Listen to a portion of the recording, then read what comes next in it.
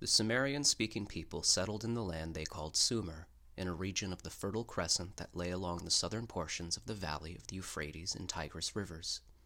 The area is located just before those great tributaries dumped their waters into the Persian Gulf, in an area which is now known as southeastern Iraq.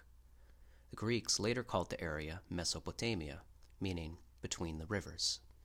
To the northeast, modern-day Iran, was the Zagros Mountains, while to the southwest was the Arabian Desert. What occurred there some 6,000 years ago has been called the most crucial event in human history. Literally, seemingly out of nowhere, a highly advanced, thriving culture appeared sometime after 4000 BCE, although many argue the Sumerians may have arrived as early as 8500 BC, or even much earlier. What is clear is that the Sumerians developed a highly sophisticated system of irrigation and agriculture, which took full advantage of the waters of the two rivers.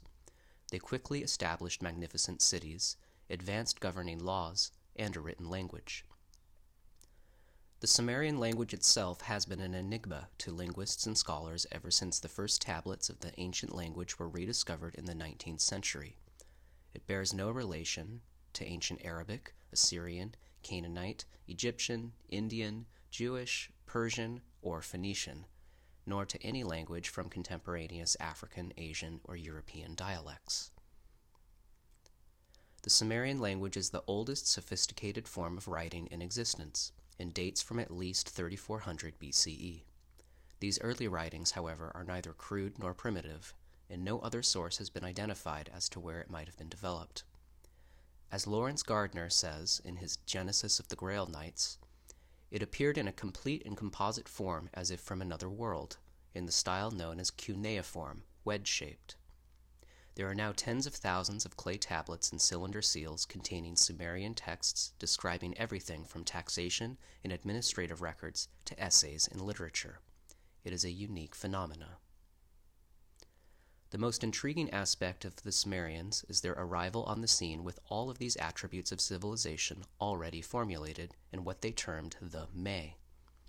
These attributes included everything from kingship and priesthood to the arts of lovemaking, kindness, and song, and the crafts of scribes, builders, leather makers, wood and copper workers, the perceptive ear, giving of judgments, and the making of beer.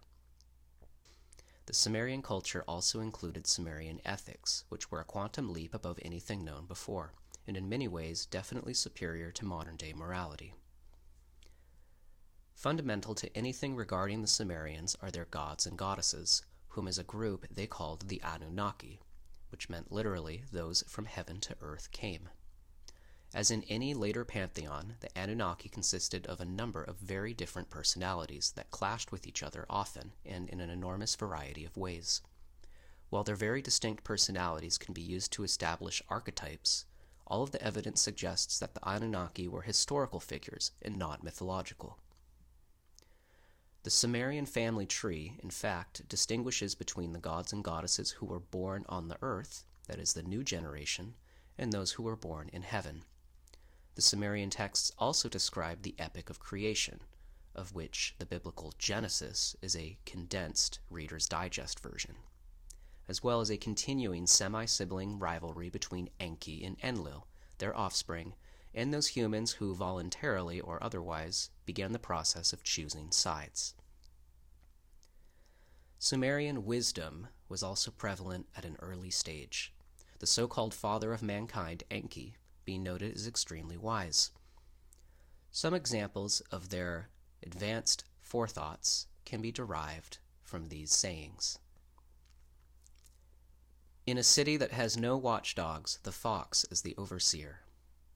Flatter a young man, and he'll give you anything. Throw a scrap to a dog, and he'll wag his tail. A sweet word is everybody's friend.